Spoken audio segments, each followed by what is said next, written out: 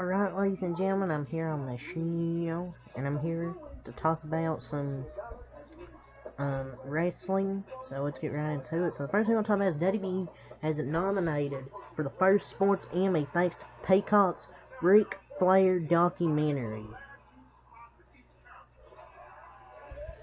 It's weird because the ESPN one was much better and was borrowed from like heavily in this one.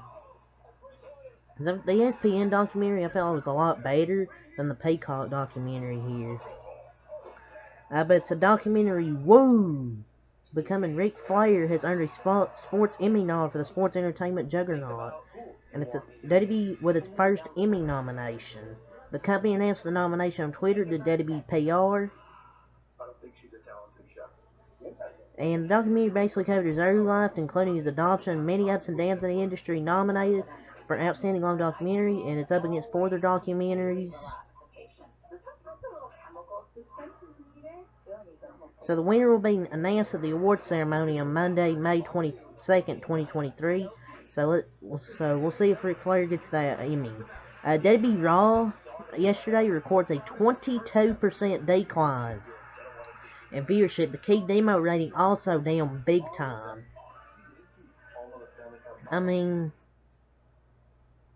that's the normal number for Raw. Despite having half of their superstars and champions stuck in an airport in a horrible Raw last week. Not only that, still number 1 overall for Monday night. Definitely not bad.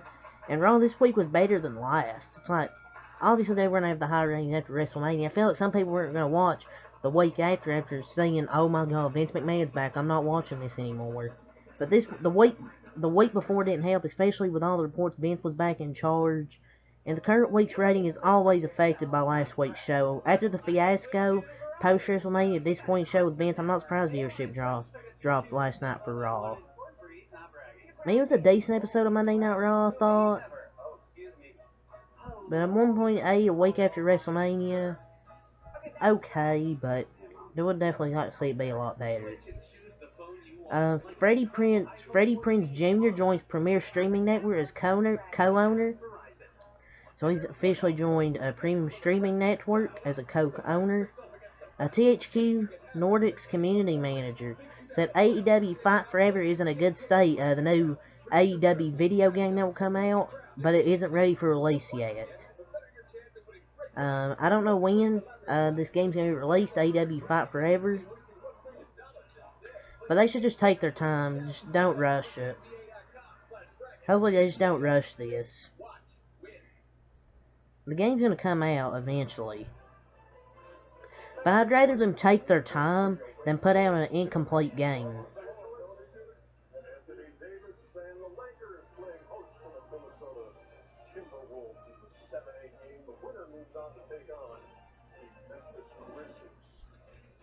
But they just need to take their time, because I felt that WWE 2K, they didn't take enough time. They didn't take their time.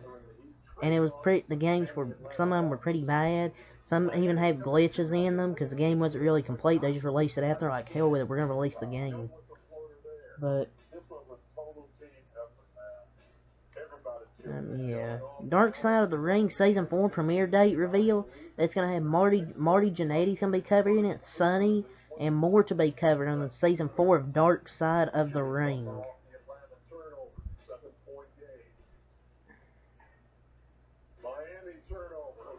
And, like, Sunny and, like, Magna will be interesting and horrific watches in places. Others are kind of quite underwhelming, honestly. It's going to have Magnum on it, Chris Candido, Sunny, Abdullah the Butcher, Marty Jannetty, and it'll be narrated by obviously wrestling legend Chris Jericho. Kind of some underwhelming, though, with the names. Fightful Select, they have learned that Ring of Honor 6-man tag team champion Brian Cage officially re-signed with AEW this week, and I told you guys he would re-sign with AEW. I told you he wasn't gonna leave. He's been amazing at AEW / Ring of Honor over the past 6 months, so I'm not surprised he re-signed with AEW. I knew he was gonna re-sign with AEW. I knew he wasn't gonna leave there to go to WWE, and to me that was obvious with the 6-man titles and the Angle and Rampage. I'm glad they're finally using him more. He's been on a good run since he's resurfaced. He had a rocky start, but he's shown how much of an asset he can be. And a Swerve Cage team is rad, dude. But good for him to see in AEW. I knew he wasn't gonna leave there, so I knew he was gonna sign back with the company. Tony Schiavone says AEW has signed Billy Starks. I mean, this is really cool. Because she's on that level, and she definitely deserves to be signed by AEW. She has a boatload of potential. I've saw like a few matches of her, and she's very good in the ring. And it's the biggest no-brainer signing. Like, the AEW had to get her. Bandito made some comments to Fightful. He said he would like to go to WWE at some point. At some point, I would like to go to the WWE, not this moment, but I hope later I was in WWE, they invited me to the Performance Center. They gave me a Camaro all that week to drive. That was amazing.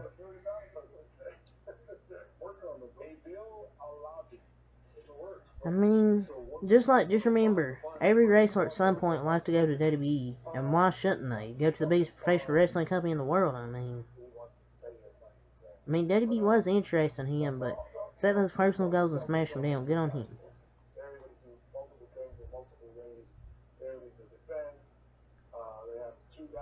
Jeff Jarrett, Cody Rhodes lost at WrestleMania 39. My gut tells me they missed the opportunity.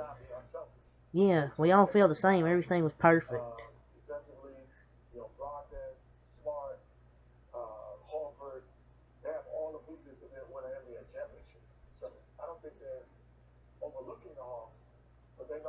So WWE NIL signings, Hannah and Haley Cameron forgo a fifth year of NCAA eligibility, tease new chapter. The WWE NIL thing hasn't really been a waste. Like Sol Ruca, Tiffany Stratton, the Creeds. Well, I don't think it was part of the NIL, actually. Never mind.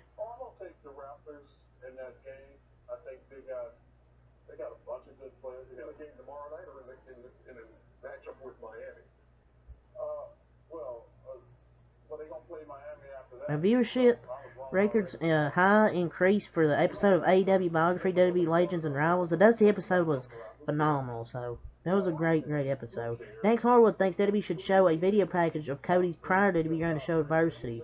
I don't know if you can overcome any more adversity than that. On top of that, if we want to keep it storyline driven, just show a 1 minute package of his prior WWE career and what he had to overcome before he left. The man was Stardust.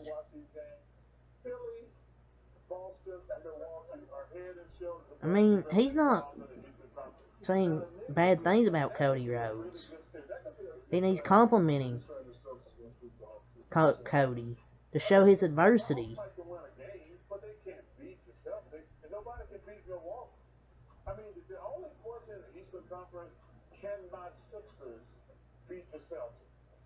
Natalia says Owen Hart would have went on to win a world championship if he hadn't passed away. He was an all-time great, but Vince treated him like a Christian or Dolph Ziggler, but those two won championships, and he didn't. He was never treated a top guy, so he was deserving of a run, but I don't think he would have got it. Marina Shafir believes she can help AEW's women's division and push in a better direction. Marina Shafir. Really? She's trash. She's a terrible wrestler. Ava Marie on potential return to WWE. The door's always open. We're in constant talks. No. You're lying. I care? You think we care? Lord.